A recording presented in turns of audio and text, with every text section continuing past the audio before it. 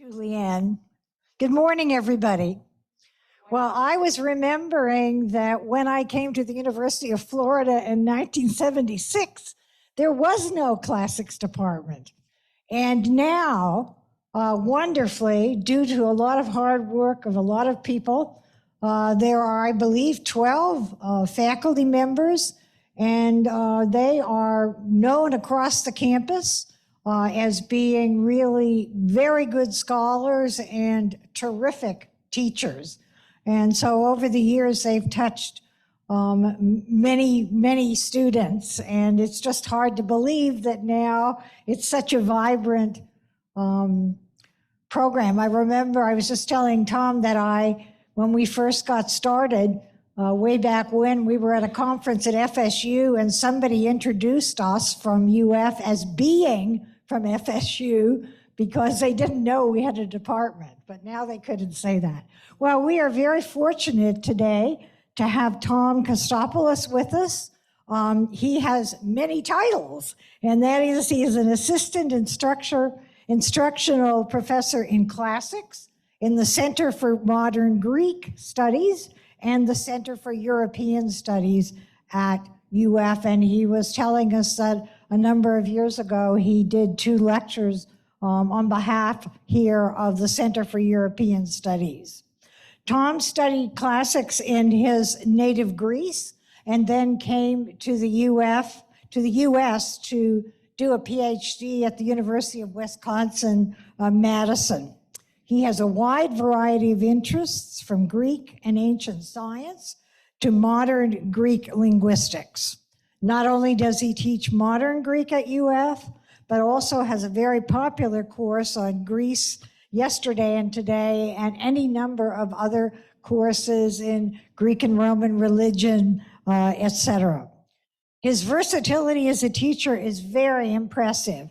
I noticed that he has teamed up with a member of the math faculty to offer a general education course in their new Quest series on math and other humanities and the humanities. The course explores the modern times. The course explores the humanistic side of math from ancient to modern times and emphasizes the relationship between math and the physical and classical studies, philosophy, literature, and art. So today his topic is art, culture, and philosophy in ancient Greece. Tom.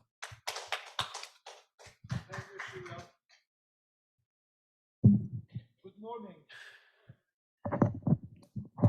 I want to thank you for the invitation, and it's the second time that I have been given a talk in your wonderful community, and it's always a great pleasure for me.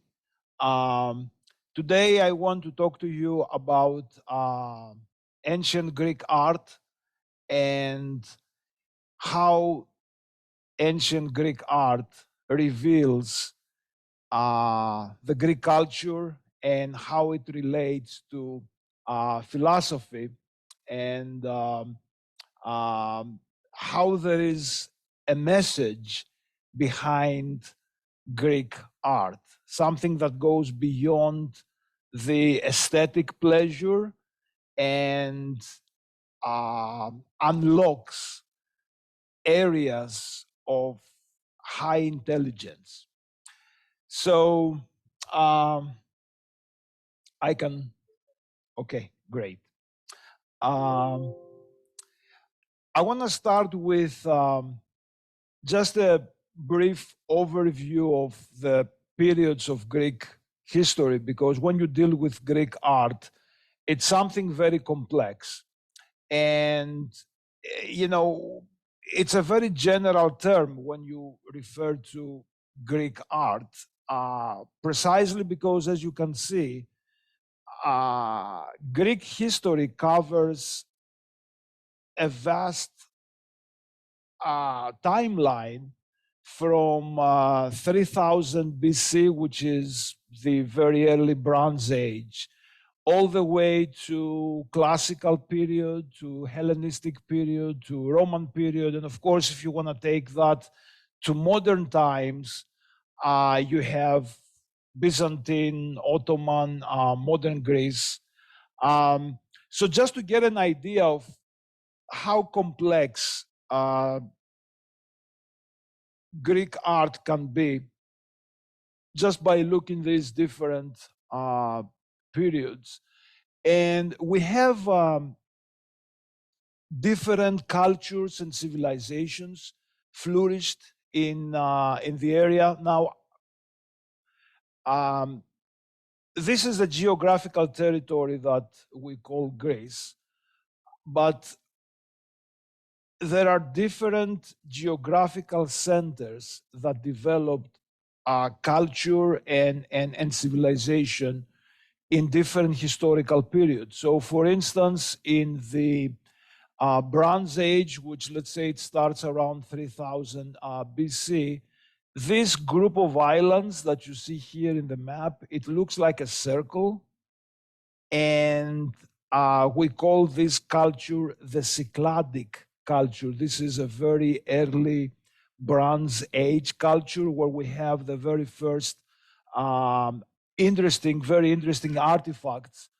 And then there is a shift from this area to the island of Crete, which is here, this big island with the Minoan culture and civilization. Then we have another shift to mainland Greece, which starts the Mycenaean culture.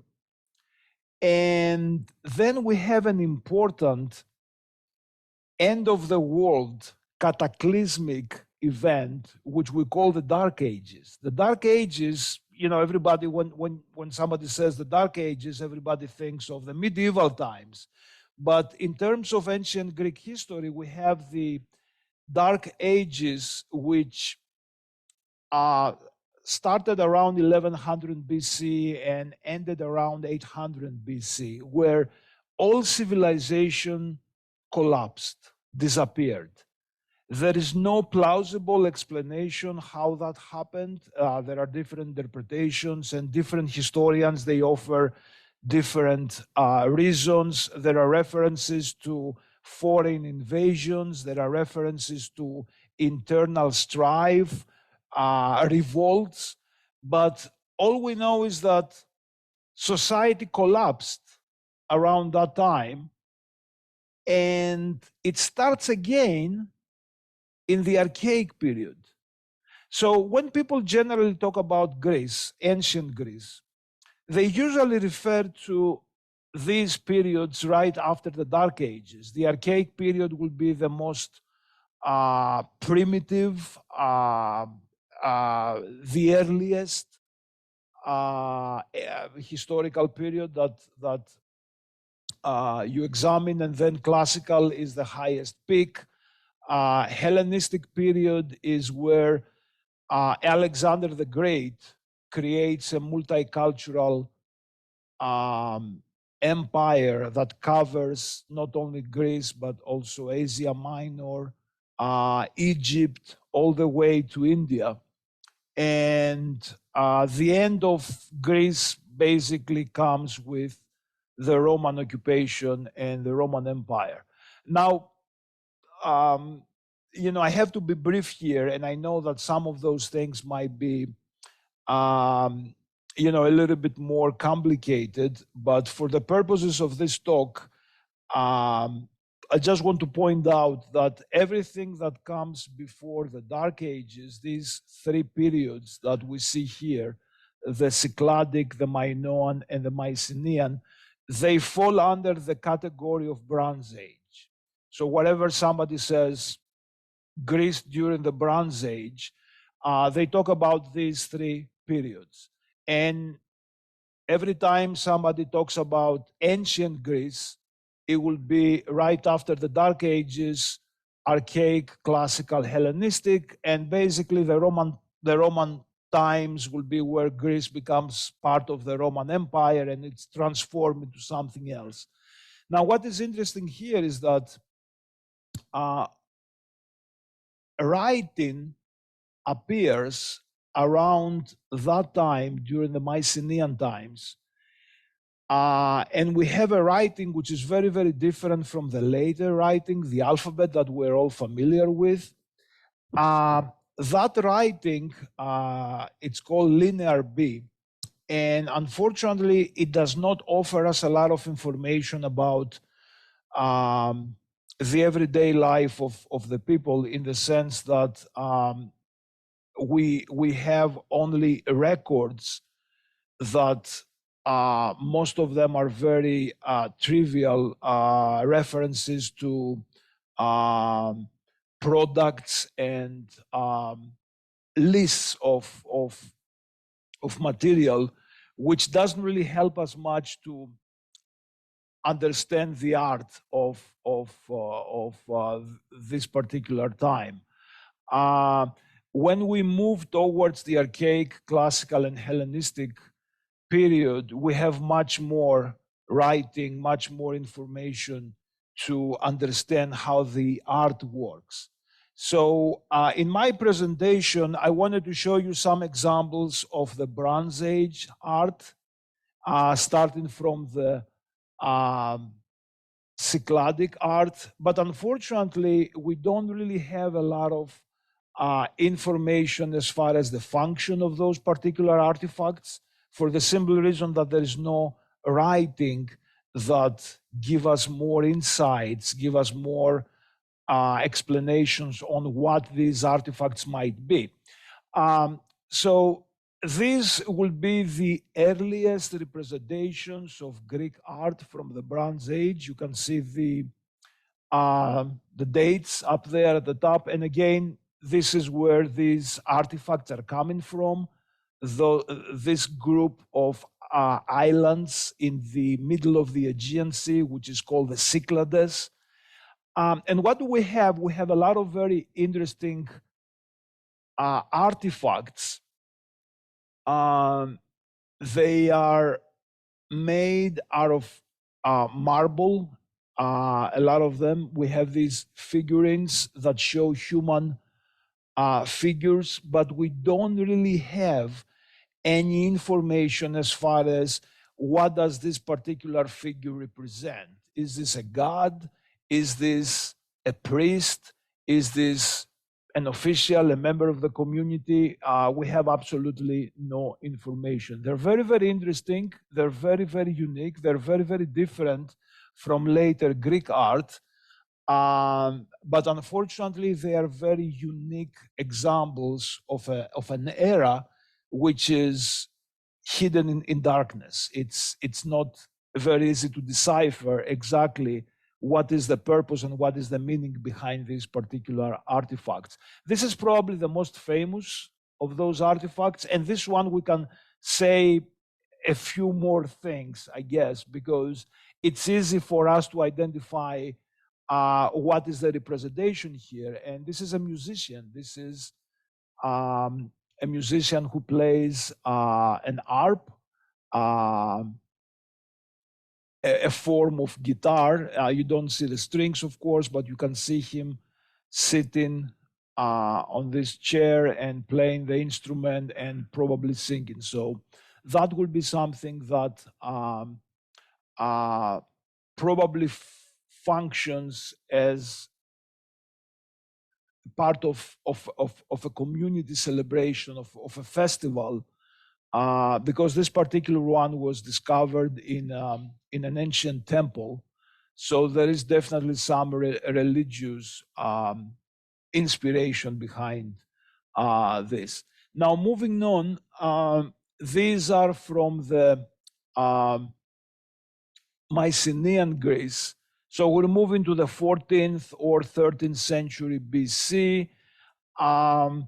We have a lot of these murals in the palaces of mainland Greece during the Mycenaean times. And these are, again, interesting artifacts because we can get now a little bit more information about the lives of the people. If you notice the previous artifacts that I show you, they are a little bit generic. So you see these are all the same. There is no much variation. And it's kind of difficult to identify what exactly is represented here.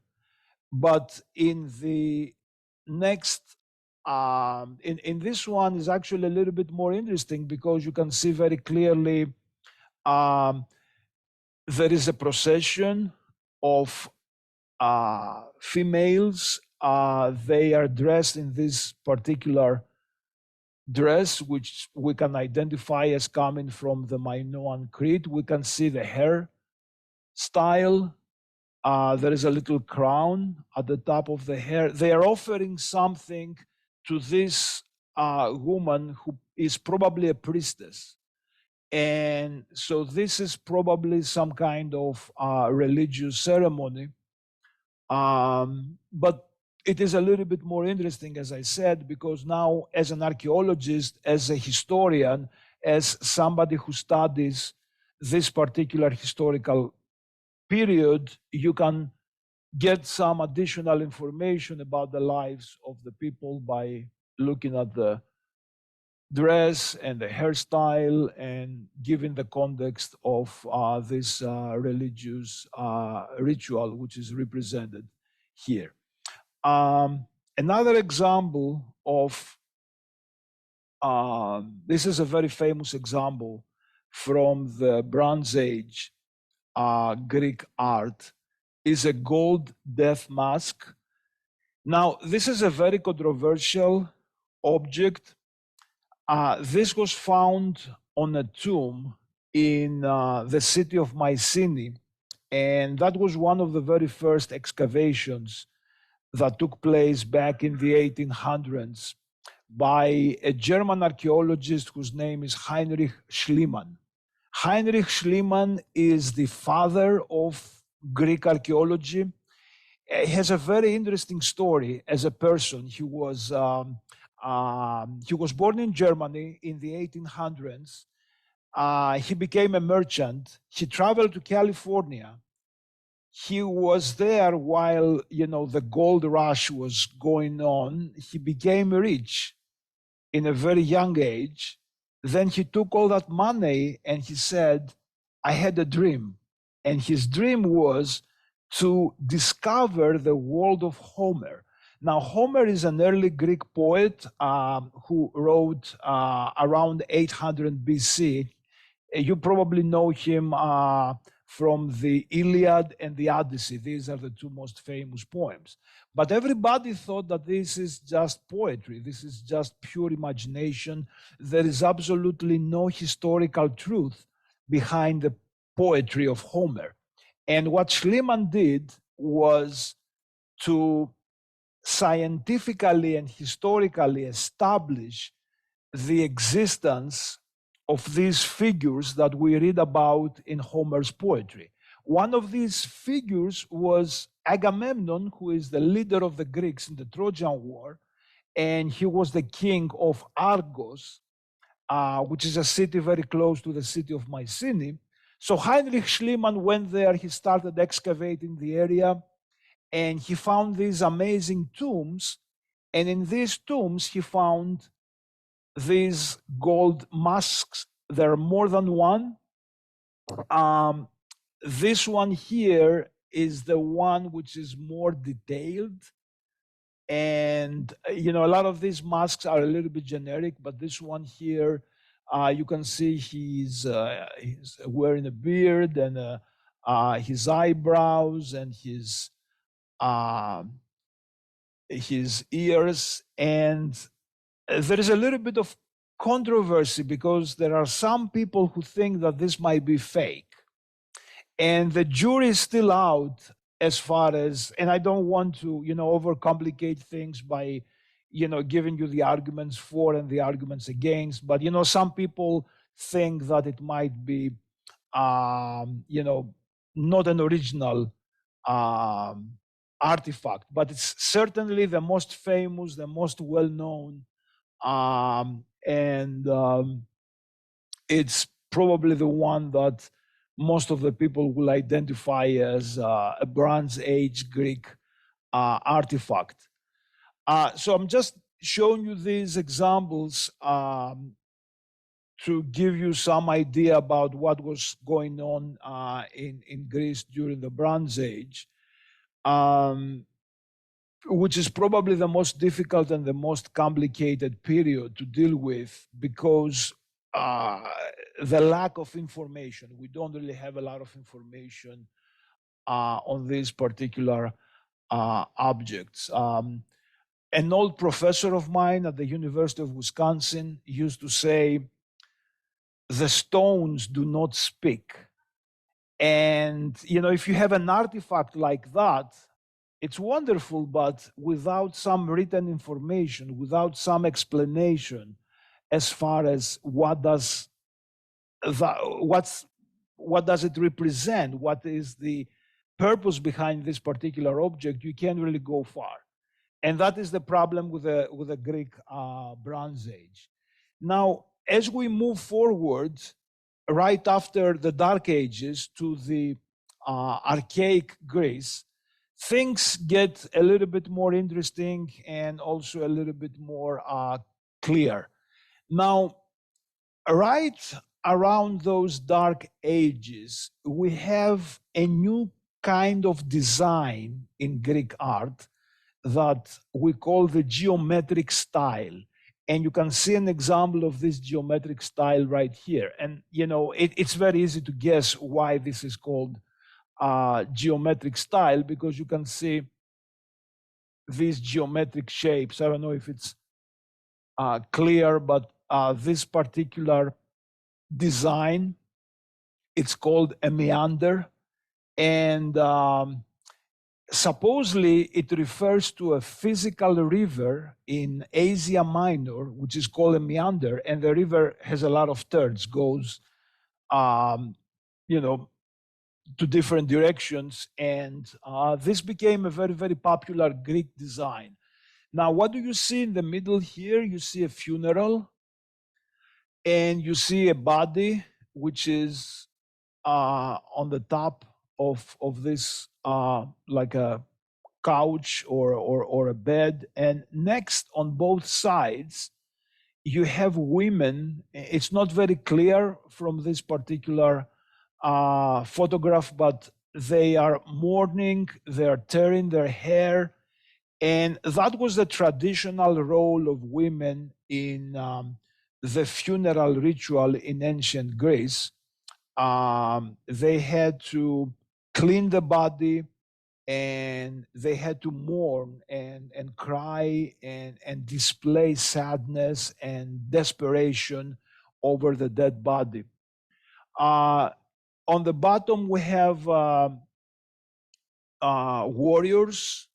So most probably this commemorates a warrior who killed in the battlefield. So you basically see two different sides of his life.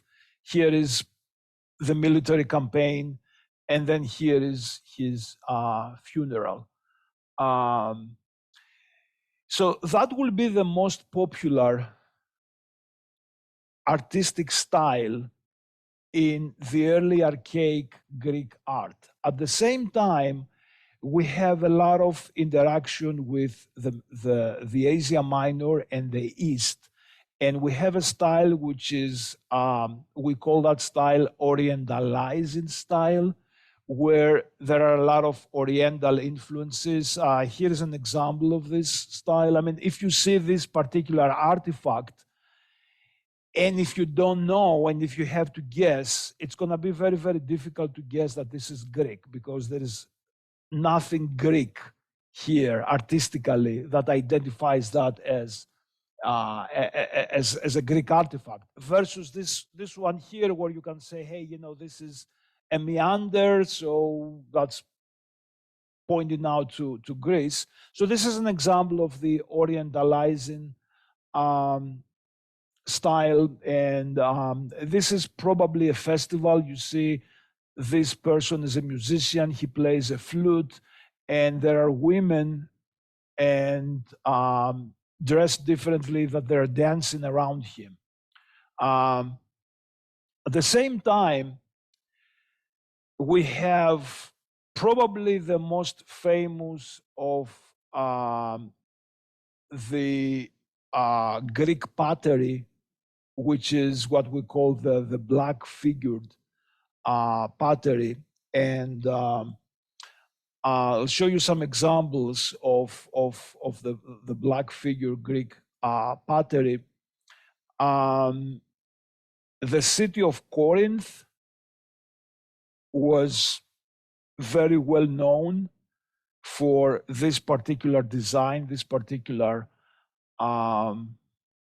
style, and it's called black figure because, as you can see, the figures are in black and the background is this reddish color. Now, these are extremely interesting for those who study ancient Greece because we get a lot of information about the daily life of the people, information that corresponds to the writing sources, to information that we have from different authors. But for instance, right here you see these are two warriors, and I think this is Ajax, and they play a dice game. And so this is a fun activity to do in the middle of the war, in before battle or right after the battle. Soldiers who are relaxing and having good time, and the next day they might be dead in the battlefield. But this is what this shows here. This one is a foot race, which at this time, at the archaic age, we have the establishment of athletics, which is one of the most significant features of Greek life, the establishment of the Olympic Games, athletic celebrations and events throughout Greece, and different sports that we have representations in these artifacts. And in the third example here, you have some women who are making a woolen cloth. So you can see how they're working with wool to create these clothes. At the top, you have a religious scene with a female deity sitting and some priestesses on both sides. So these are very, very interesting because we see now how people spend their life. There are also a lot of scenes that relate to Greek mythology, these legendary heroes, Heracles and Theseus, but also a lot of representations of the everyday life of the people. This particular amphora, that is the name for this particular vase, it's actually very well known because we can identify the artist. And now it's a point in Greek art where you can get some identification of who created these artifacts. So the artist's name is Exekias, and a lot of times they sign their name. Sometimes they don't sign their name, but the archaeologists and the art historians are able to identify them by their style. So they call them by the name of the most famous work. So they say, this is the painter of Penthesilea, which is a figure from Greek mythology. And that's how he's known. And we have works by him. We don't know his name, but we can identify him through his art. So this is a very well-known, we have a name, and the name is Exekias.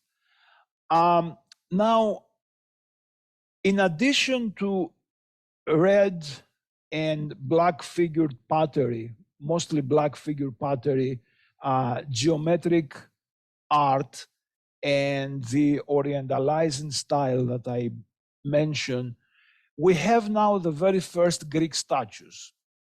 And we have a very interesting representation of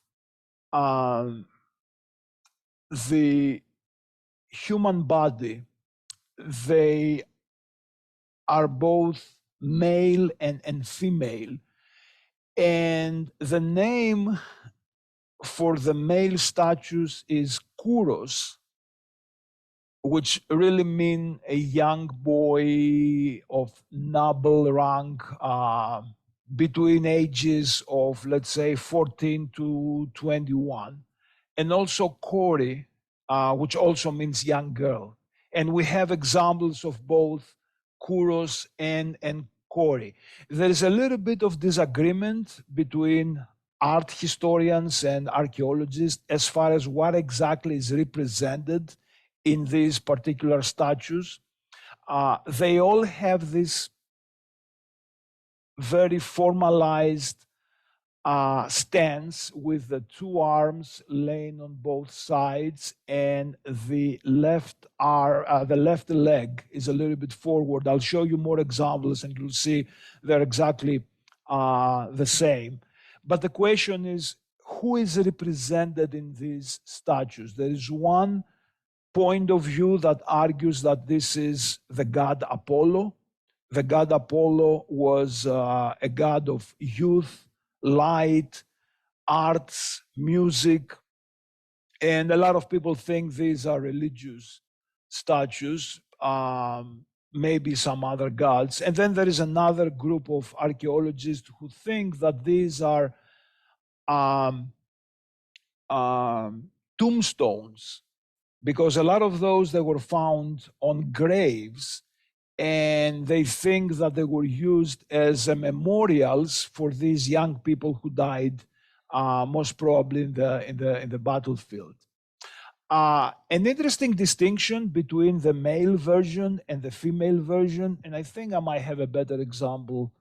Yeah, I mean, we can look at this one right here where you see the female and the male. So this is a kori, and this is a kouros. So a very interesting distinction is that the male statues are always naked, the female statues are always dressed. And in the Greek society, the role of women was very restricted, and the Greek society was actually very conservative as far as the role of women. They weren't allowed to be at certain places, and they lived a secluded life in the house.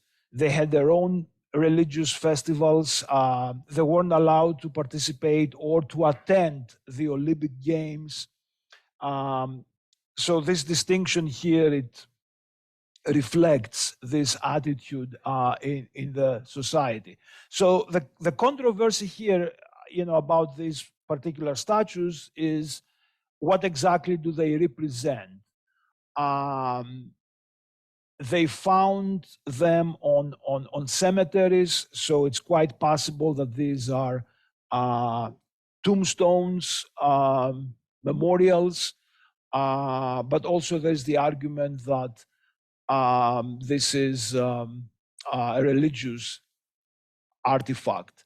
Another interesting aspect of these particular statues is that there is direct influence between a certain Egyptian style of statue, which is the one that you see here, with these particular statues. And you can see the influence is very, very clear here. You see same posture exactly with both arms on the sides, and left leg is moving forward, and they both look very static. There is no sense of movement, there is no sense of any type of activity, and there is direct influence from Egyptian art.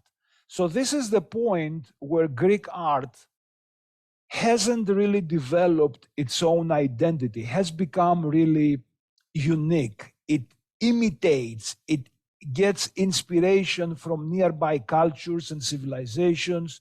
I already mentioned previously the Orientalizing style. Now we see a direct influence from the Egyptians.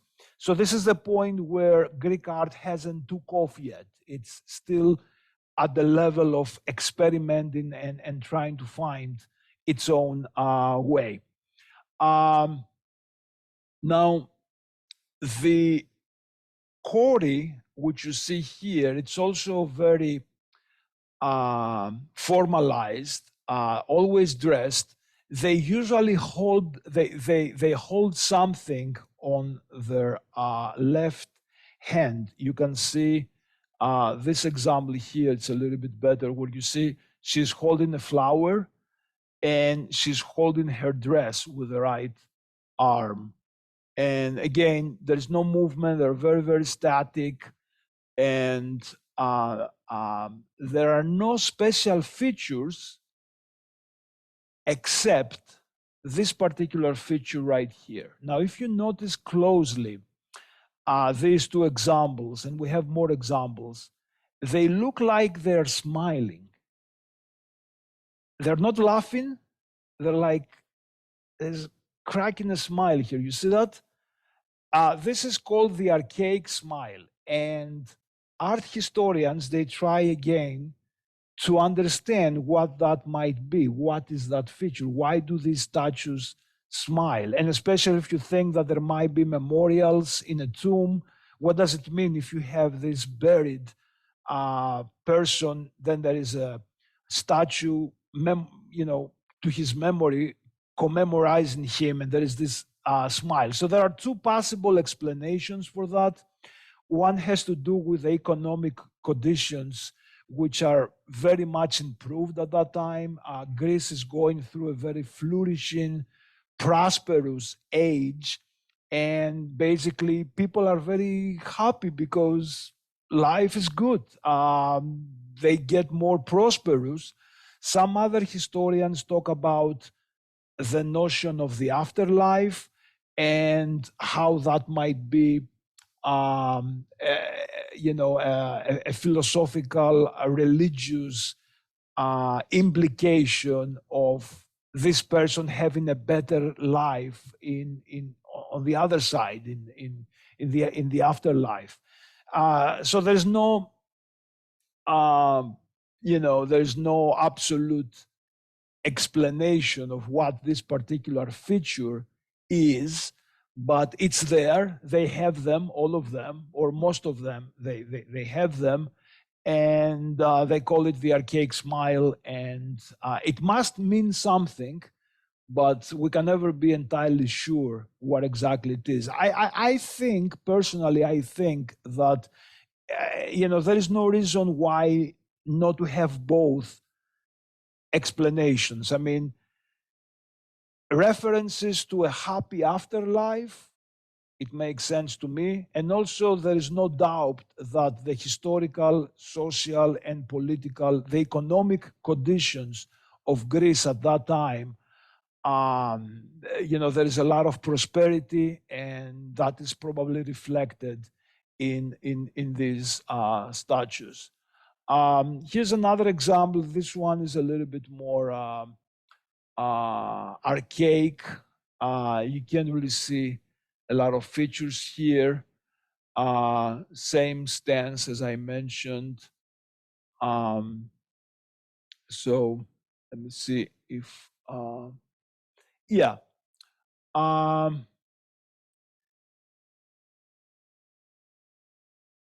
Okay, here are some examples of the black figure pottery, and then a variation that the Athenians developed, because as I mentioned, this black figured pottery was mostly established in the city of Corinth. Corinth became very famous in producing these particular artifacts. And then the Athenians developed a variation of that.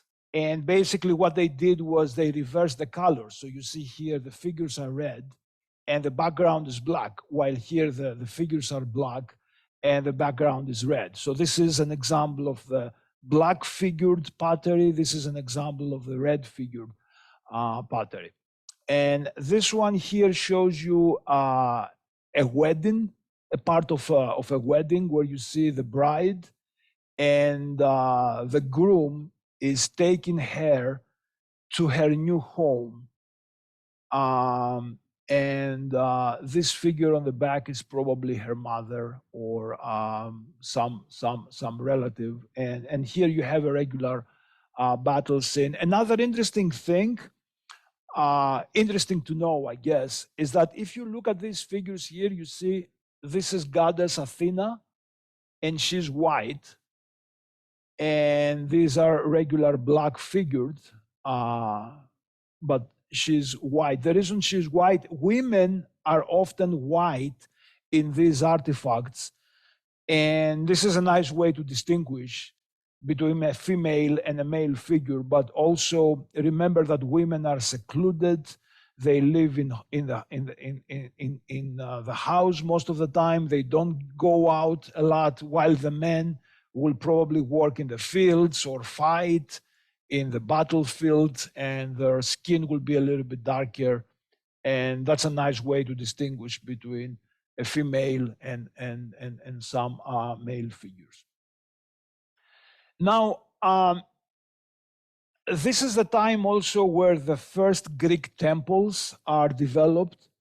And this is an architectural element that is going to be perfected with the Parthenon, which is probably the most wonderful example of Greek architecture. Here you see one of the earliest Greek temples. This is in Italy. The Greeks had established colonies in Sicily and in South Italy very early on. And this is an example of this very early Greek temple. There are two styles, and I'm going to show you examples later. One is the Ionic and the other is the Doric style. And then later on, we have a third, the Corinthian style. But early Greek temples are not using marble, but probably wood and maybe mud brick. And then they replace that with limestone, and then they realize that marble is probably the most glorious and impressive stone that you can use. And they use exclusively marble. Together with these temples, we have also the design of the Greek city that becomes more finalized. And this is, really interesting to see an example of how a Greek city would look like. This is the Agora, which is, you can translate that as the marketing place, but it's not just a market. It's a place where you can talk about politics, you can meet, you can talk about philosophy, you can exchange information. There's a lot of things going on in the ancient Greek agora. And this is from Athens. You see the Acropolis at the top, and then you see a few interesting public buildings.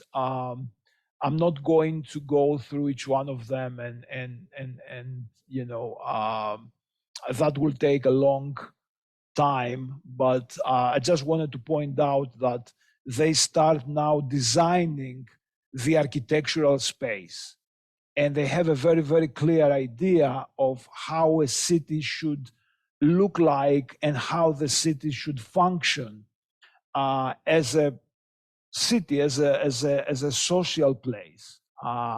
In what aspects the community need to be enhanced by these architectural features. I mentioned the Greek temple before, and there are a lot of different designs.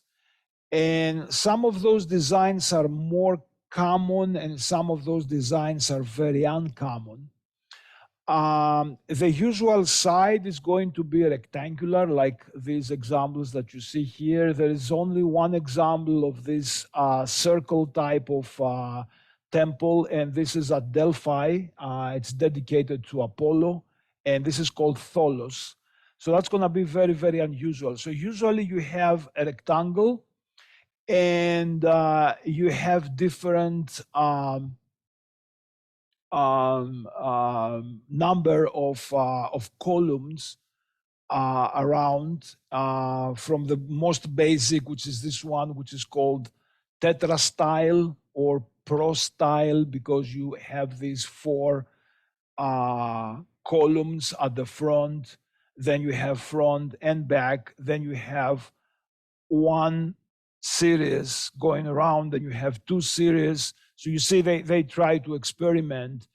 But, you know, on the average, that will be the blueprint of a Greek temple.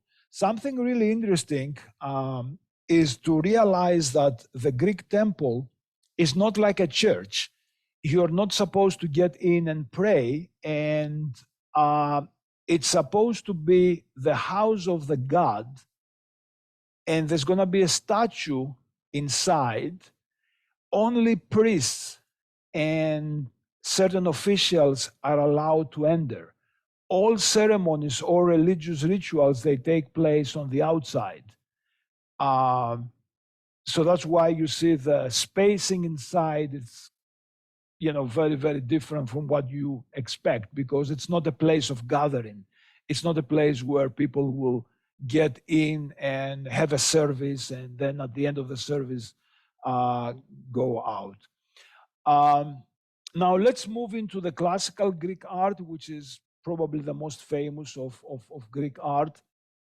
And the first thing that becomes obvious to whomever looks at these examples is that we have a new artistic style, and that brings a sense of movement.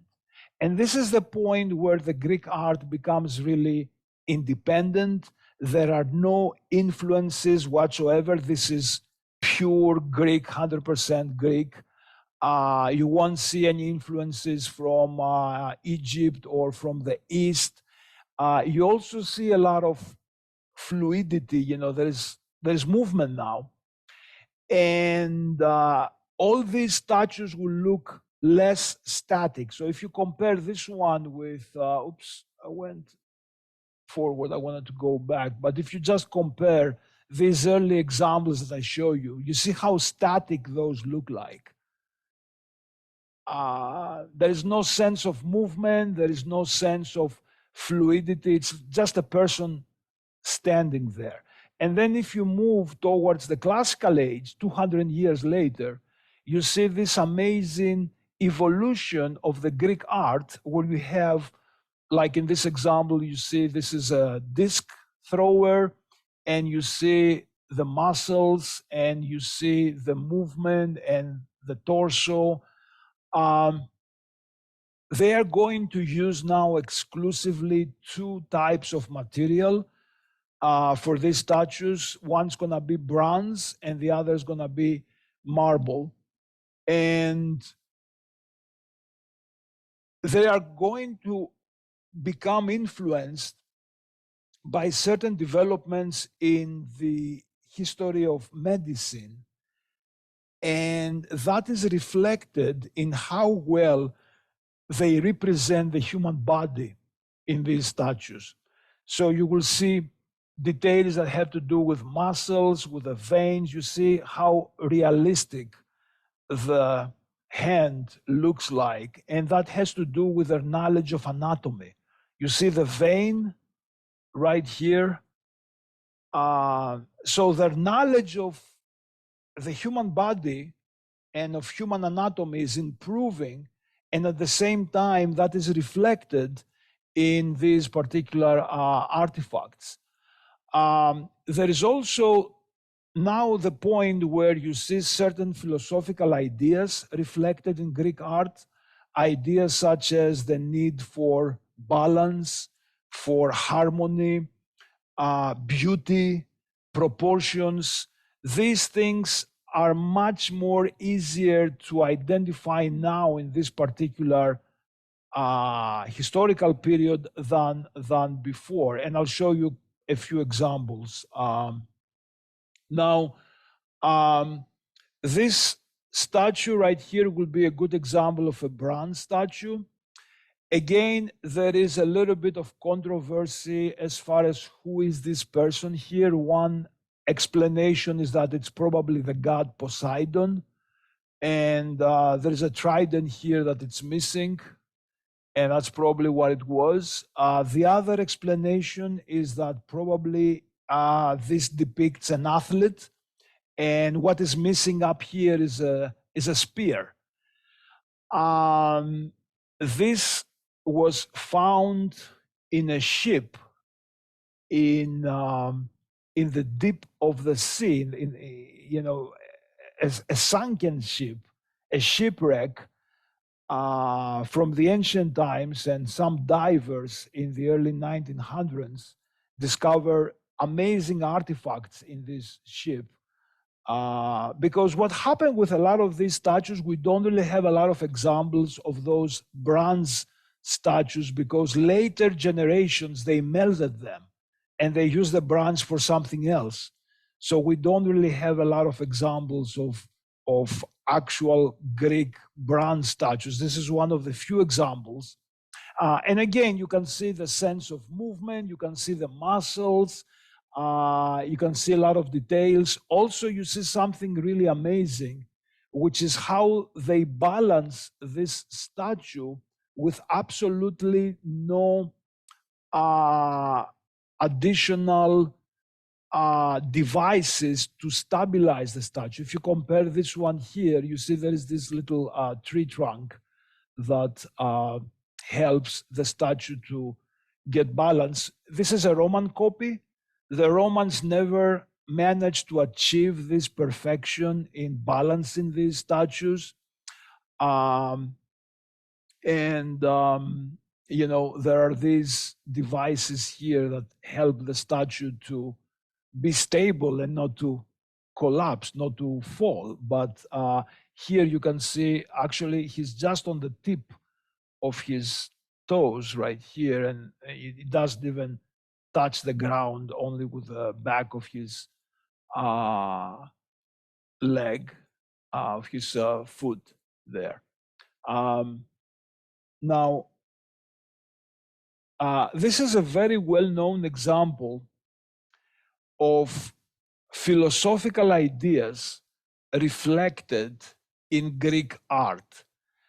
Now, what does that statue represent is a charioteer, an athlete who rides this chariot, and that was part of a large, complex creation. The chariot is missing, it did not survive. It looks a little bit out of proportion. You think that this is longer than the upper part of the body, and that's true, but you have to realize that this lower part was covered by the chariot, so you won't be able to see it, so it doesn't really look that disproportional. But what is reflected in his expression on the face is this idea of discipline and self-control. And now, this is somebody who is riding a chariot that probably goes with like 50 miles, 60 miles, I don't know, but it's going fast, right? And he is in charge, but you don't really see that. You just see a very calm person, but at the same time, you see somebody who says, I'm in charge. There are these wild horses and they run really fast, but I'm in charge. I control them. And at the same time, I'm calm. And the horse in Greek philosophy is a symbol of all these irrational impulses and all these desires and feelings that sometimes you cannot control. So the metaphorical illustration that you get here is somebody who is not only in charge of the horses, but also a person of self-discipline, of a person of self-control, and somebody who controls the emotions and the impulses with his high intellect. Now, these ideas come to us a lot in poetry of that time. And, I'm using the example of Pindar, who is a poet who wrote songs that commemorate athletes who won in the games. And by reading his poetry, you understand that there is emphasis on this idea of self-control, which is something that you see a lot in Greek art, and I will show you some more examples, that there is this realization that in the universe and in your psychological universe, in the physical universe which is outside you, and also in the universe inside you, in your soul, there is a lot of conflict. There is a lot of opposition. There are negative and positive forces, and somebody must be in charge. And your intellect is in charge of those impulses. And that is the sign of true civilization, when you control these impulses with your intellect. That was the Greek ideal. And you see that reflected a lot in these artifacts. This is one example of that. And this is another example of the same idea. This is a battle between the centaurs, which are these half-horse, half-man figures. And remember, the horse is a symbol of these desires and impulses that you feel, and you have to control them somehow. And the story here is from classical Greek mythology. There was a wedding, and both the centaurs and regular humans were invited. And the centaurs became drunk, and they started attacking the girls, trying to rape the girls. And the humans trying to defend their girls. And of course, this is a symbol of these opposite forces in human character, in human psychology, where you have these impulses fighting with each other. But in the middle of this complex, you have the figure of Apollo, that's his face from a different side, who raises his hand and he says, stop. And this is the intellect that is in charge of everything. And you have to trust your intellect, you have to trust your logic to create a civilized society. Otherwise, society is going to be like a jungle, like you see in these scenes, when they're going to be all these evil, unjustified impulses taking control over you. So I think I have, the whole complex looks like that. That was at the top of the temple, which is called the pediment. And you see the whole scene here. This is Apollo in the middle. You also see a lot of ideas of symmetry. You see how symmetrical this is. Right in the middle, there is Apollo, who is the human intellect. A riot is going on, but you see the figures are placed symmetrically. There is a human being here with an axe, and then there is another human being with a sword, and you see the centaurs, and you see how we call that reflective symmetry, because one side reflects the other side. So you can put them together and they kind of match. I don't want to go beyond the time. How much time we have? Is it? Okay, so I have plenty of time. Oh, okay. Is it 11 right now? Oh, is it 11? Oh, I went too far. Give me like a few minutes to finish, and then we can get into the question, because I want to show you the last evolutionary stage of Greek art. So give me like 3 minutes, and yeah, I should have my watch with me, but I didn't.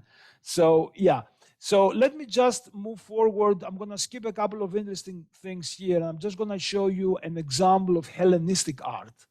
And in Hellenistic art now, we have a new element, which is human emotions.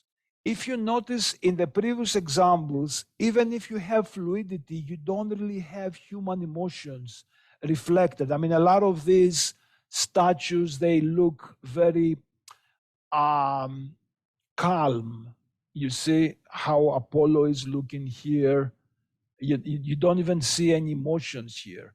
But if you look at the Hellenistic age, you get now something a little bit more elaborate. And I'll tell you what this story is, and then I will stop. This is from the Iliad, from the Trojan War. And, you know, when the Greeks decided to leave, they left behind this Trojan horse to trick the Trojans.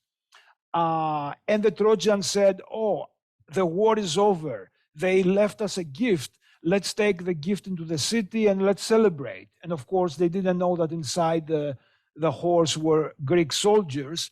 Now, there was a prophet who said, do not trust the Greeks, especially when they bring you gifts. And he said, this is a big mistake.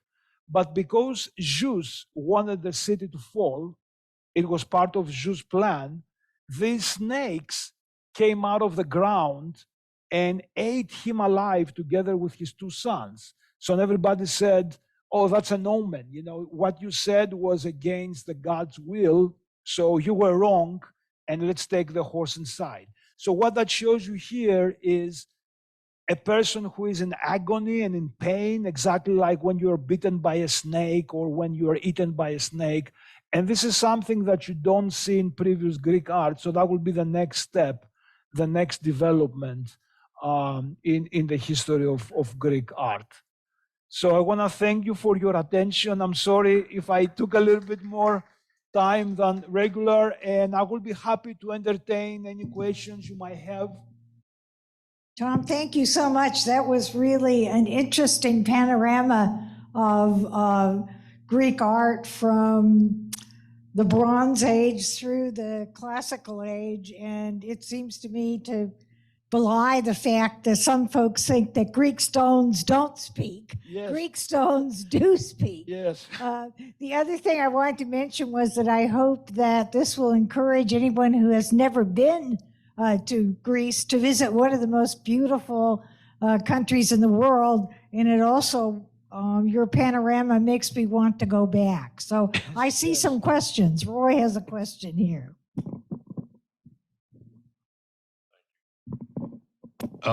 I noticed that the Cyclotic seems to equate with the Bronze Age. Are any of those figures that I associate with Cyclotic art ever made of bronze? I don't ever recall seeing one of bronze. No, there are no bronze figures. They're all made out of marble, which is actually produced in these islands. And unfortunately, we don't know much about these particular figures because there is absolutely no writing to describe or refer to these particular figures. And unfortunately, you know, I cannot really say much about it because we don't really know much. But something that I can say, which is interesting, if you ever get to New York and you go to the Metropolitan Museum, this is where these figures are. A lot of them are in the Metropolitan Museum in New York. So you don't even have to go to Greece to see them. And they're very interesting. They are very nice. They're relatively small size. They're like this big. They're no bigger than that. But we don't really know much about their function. They all look the same. So a lot of people think that they were not really artistic artifacts per se, but religious objects to decorate a temple or to be used in a certain religious ritual. But that's just an assumption. There's no definite answer as far as what exactly these figures were. So, Do we have other questions? Yes.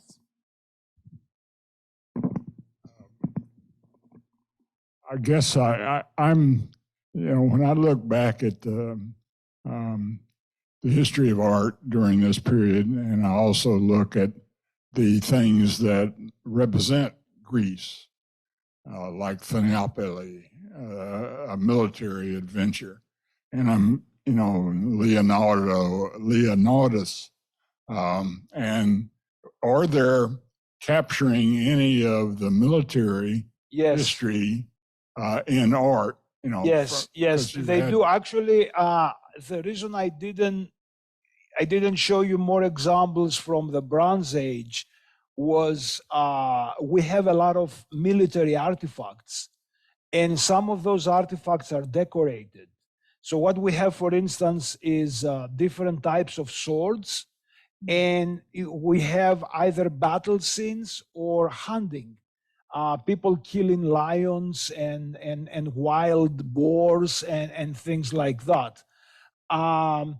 We don't have, which is very, very interesting, we don't have representations of actual battles, especially the Persian Wars, which was a big historical event for the Greeks when the Persian Empire attacked Greece, and we have the Battle of Marathon, et cetera, et cetera. And you would expect that they want to commemorate that, to immortalize that. They have a lot of scenes from mythology, and you have a lot of scenes from the Iliad, and a lot of scenes from these heroes such as Heracles and Theseus, but no actual scenes from contemporary historical military campaigns, which is interesting. There is, but I think this is a later statue, actually. I don't think this is an ancient Greek statue. I think it was made much later. But you would expect, to have an actual military scene, not something that goes back to their mythology, but something from the recent past. And you don't see a lot of that. We have time for one more question. I think you have a question. And I think there are some people. Okay. Let's go to Zoom. Elliot, go ahead. Yes. First of all, I just want to thank you for a terrific presentation. And I do want to mention that I saw that last statue that you showed with the father and the two sons. I happened to see that at the Metropolitan. Oh, you did? And great. Yeah, it was just thrilling to see. I kept on walking around it because it is three-dimensional. It was just a magnificent statue, and I'm glad that you brought that picture again to remind me of it. So thank you. Excellent. Yeah, a lot of these statues are actually much more impressive if you see them in real life than if you see them in a picture on a screen. And it's definitely worthy to visit either Greece or any museum that has Greek artifacts. Metropolitan Museum in New York, British Museum in London.